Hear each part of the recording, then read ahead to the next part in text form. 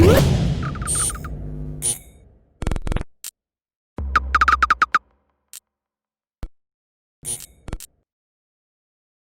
is Rob Tebbutt for Boxing Social in association with Betfred. Delighted as always to be joined by the Bomber. We're here down at Fight Camp. Tony, how are you? I'm alright mate, cracking on. Crazy environment, but we're here, aren't we? We certainly are. It's quite something. Why don't you tell people, obviously the Fight Camp is behind us, well a version of it. Tell everybody what you've seen today, what you've been told. I've been speaking with Ed over the last couple of months. We've done, obviously we had a show that we were doing to talk and we'd speak and we always stay in touch. He's a friend, so we were just chatting about it and he's done unbelievable. He had a vision, he had a plan and he's followed it through. He's putting on boxing shows, not just any boxers, quality boxing shows in his garden. So it's going to be interesting, mate. I can't wait for it to all unfold. Madison Square Garden to Eddie Hearn's garden. But one of the things you touched upon there, which is kind of the thing that's going to be coming out today, obviously the schedule has just been announced, is the amount of 50-50 fights, the amount of competitive fights that we've seen on there. You've just grabbed the sheet yourself. Yeah. When you run people through your favourite fights that you see on the schedule. I obviously know quite a number of them before even looking at the paper, but ones that stand out to me straight away, the one that jumps out is Sam Eggington and Cheeseman. It jumps out at you. Sam's a kid who will take any amount of punishment to get there and land some of his own. Cheeseman is a kid who's a lovely boxer, not the biggest puncher, but brave. So I do like that fight. As I say, mate, there's a number. Wellborn is going in with Felix Cash, the big step up for Felix Cash, but Wellborn's record is one of them records you can look at and get lost and think it's nothing fight. Yeah, I'll go to this guy easy, and then you get the shock of your life, as numerous of few people have found out against Wellborn. Kisbell Smith, that's a good fight. Terry Harbour against my very own friend Natasha Jonas. Your old stablemate Jordan Gill against Reece Bellotti. Yeah, I like Jordan in that fight. I think Jordan Gill stops Reece Bellotti. I really think he does. I'll tell you what's a really good fight, and this kid's gone under the radar for a long time. Zelfa Barrett against the undefeated Eric Donovan. Eric Donovan, I was on amateur section for England and he was with Ireland. Good kid, can really fight. Zelfa Barrett got his work cut out, but every time I've seen Zelfa Barrett I've been impressed. So it's a test. I would make him, the slight favourite. But believe you me, Eric Donovan is no mug. He's a quality fighter, really is. So that's an exciting fight I'm looking forward to. Sam Vallily against the big heavyweight Fabio Wardley is interesting because Vallily, in my opinion, should have always been a heavyweight. Big lump. I used to get him in for sparring all the time when I was in camps when I went to heavyweight, even at cruiserweight, and he's a right handful when he wants to be. The biggest thing with Sam Vallily is it's all up here. I had my own prospect, Craig Glover, facing, and Craig got in his head. It was about arguing about the weight, and he had to, he come in overweight, and he had to pay Craig a bit more money. He wasn't happy, but ultimately it worked, and Craig got in his head, and he made him fight a fight that played right into Craig's hands. So as I say, there's numerous fights going into this fight camp that are outstanding. I mean, the biggest fight of them all is Dillian Whyte and Alexander Povetkin. I mean, that's going to happen in this garden, which I can't fathom yet, but it is going to actually happen here. I'll be working. I don't know what I can say, mate. I can't believe I've just said it, to be honest, but it's going to happen. Dillian is just a lad who will fight anyone, anywhere. Deserves so much credit. After the loss to AJ, bounced back, got to great levels, been mandatory forever, and he still takes these 50-50 fights every time. He's took, 4 50-50 fights off the top of my head that I can think.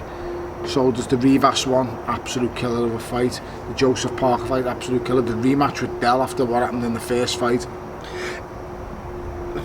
And then last time out, I'm trying to think. Last time out, I was on the Saudi bill, wasn't it? It was last time out, which he wasn't in the very best shape for Halinas, I think it was. Marius Vac, Marius Vac was in bad shape for the Marius Vac fight because the guy chose to go on Celebrity Bake Off and ate everything he cooked, which was not a good move. So yeah, I don't know, mate. he's just, Dillian deserves so much credit. Probably the most improved heavyweight in the world. He's brilliant, he's brilliant at what he does. He just deserves a shot. Give the lad a shot. I do understand the politics that are going on now, and Fury and AJ trying to agree on whatever have you, but he's more than anyone else, he deserves a shot.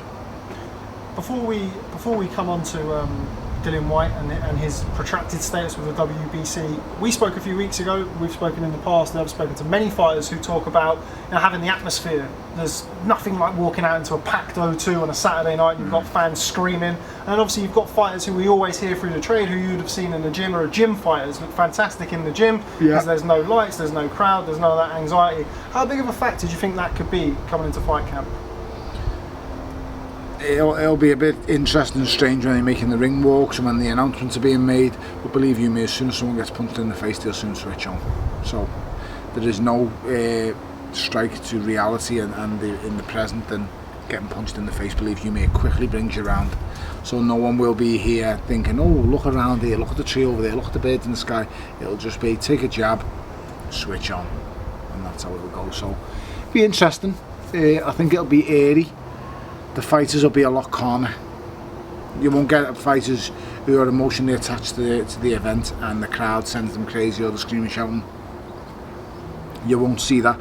So I don't think you'll see many fighters take as many risks as they usually do.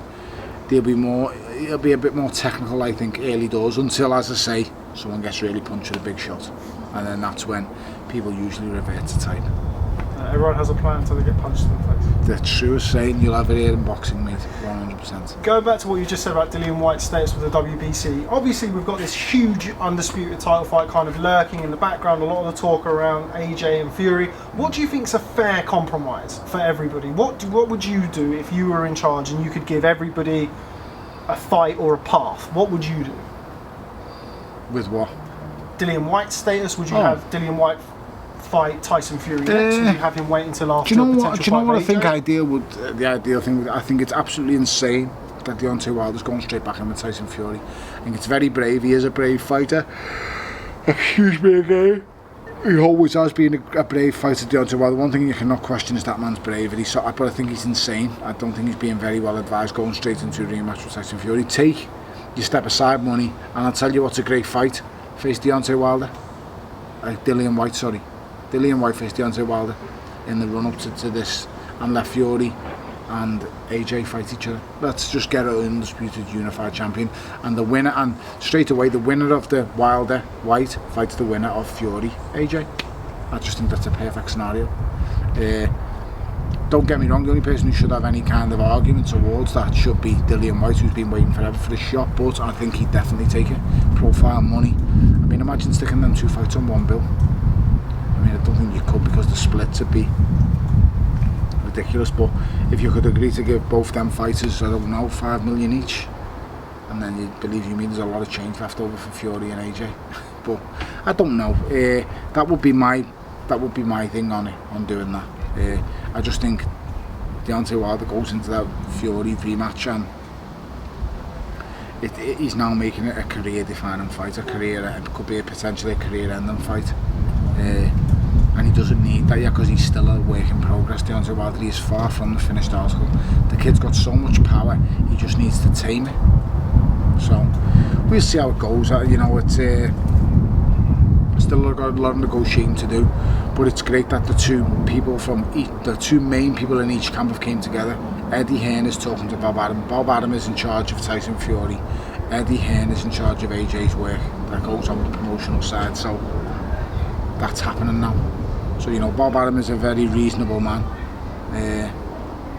and I'm sure that he'll enjoy working with Eddie Hearn. You know, a younger version, improved version of himself that's coming into the modern day and age. I say Bob Arum's been a pioneer in the sport throughout his time. He's been amazing what he's done in boxing, but you know what we're doing here at Matchroom is just taking over and gone to another level. Filling football stadiums on a regular basis, record numbers through the gates, fighters earning record numbers through purses, sponsorship through the roof. This has all happened since AJ's come along and his watch has come along. I say we can always go on and say that Floyd Mayweather was here before AJ. Yes, he was, but he's a one-off. You know, you can't do nothing else in the States. I mean, AJ's took boxing to a place where it's never been before. Who could ever have imagined there was going to be a world title fight in the desert? It's just mad. In Saudi Arabia of all places. So it's been took to another level. Like I said, boxing has happened in some strange places over the years, the Thrill, the Miller, the Rumble in the Jungle, but you know, the viable ways, we just had a boxing match in a desert. So, and that's the kind of pull and draw he's brought to it. So well done to Eddie Hearn and Bob Arum for getting together, putting the, you know, the egos aside and just getting this deal thrashed out, because it's going to be brilliant. This will be the biggest fight Britain's ever seen, ever. AJ and Fury is just a monster. Now, people are rightly so talking about Dillian Whyte, people talk about Kubrat Pulev and then Deontay Wilder, trilogy fight for Tyson Fury. Shouldn't be looked over, shouldn't be looked over, but one of the names that is probably the less spoken is somebody who you know very well, Alexander Usyk. Now, I spoke to Alex Krasniuk last week.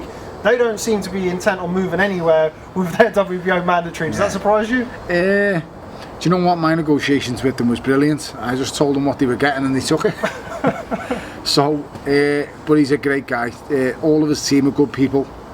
At the time, yes, he was undisputed unified cruiserweight champion of the world when I faced him, but unknown to the British public and media.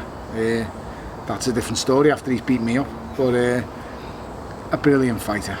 Deserves, well, I don't know, I'm not going to say he deserves a shot yet, because he hasn't beat anyone of any note in the heavyweight rankings.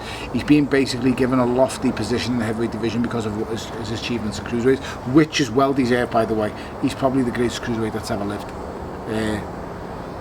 But the heavyweight's a different division, and there's guys who've been waiting much longer than him, much more patiently.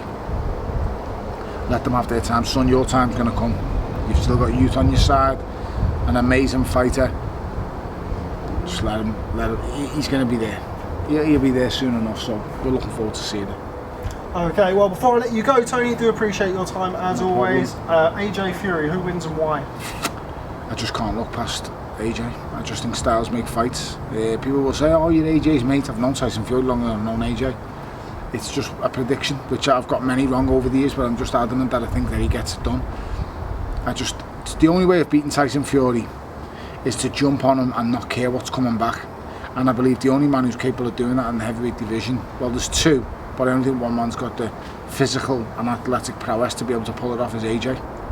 He will get in the ring, he will throw leather with unimaginable speed and power and ferocity, and he won't care what's coming back. He doesn't care if Tyson Fury's going to nail him with a 1-2 or a few jabs or get shot. He'll just jump on him and get the job done.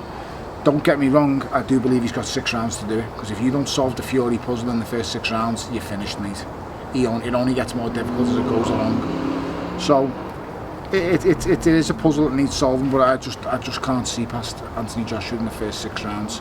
And I say that's based on, I think, the fact he will jump on Fury and not care what's coming back. The main thing is both are really good lads. I just want to see them both come out safe, to be honest, because they're both very, very gutsy. Two very, very proud men, and they won't back down to each other. So when you get two men like that, two lions, you've just got to hope that, you know, they're kept safe, because it's the heavyweight division, and anything can happen. You know, the only thing I would be shocked at is an early Tyson Fury KO, but the way he went about the Wilder fight, you can't write that off. He's sitting down, the punches a lot better, and he looked like a really good fighter in that Wilder fight. He's always been an exceptional fighter. He's the best natural boxer in the heavyweight division in the world. He's the best pure boxer I've seen since Lennox Lewis in the heavyweight division, to be honest. Just his pure boxing skills are unbelievable. The only other person I could think of with a natural pure boxing ability that he had, but he was flawed, was Audley Harrison. Had the absolute perfect amateur style, boom boom, straight up, but then he obviously wasn't able to evade punches like Tyson Fury could. So as I say, it'll be interesting to see how it goes on and what happens, but I'm sticking by my original prediction, which could be wrong, but I just can't see past AJ getting rid of Fury. I just think he jumps on him early doors and gets rid of him, and if he doesn't, mate, I wouldn't like to be you after round 6. Tony Bellew, always a pleasure. Thanks very much for speaking to Boxing Social.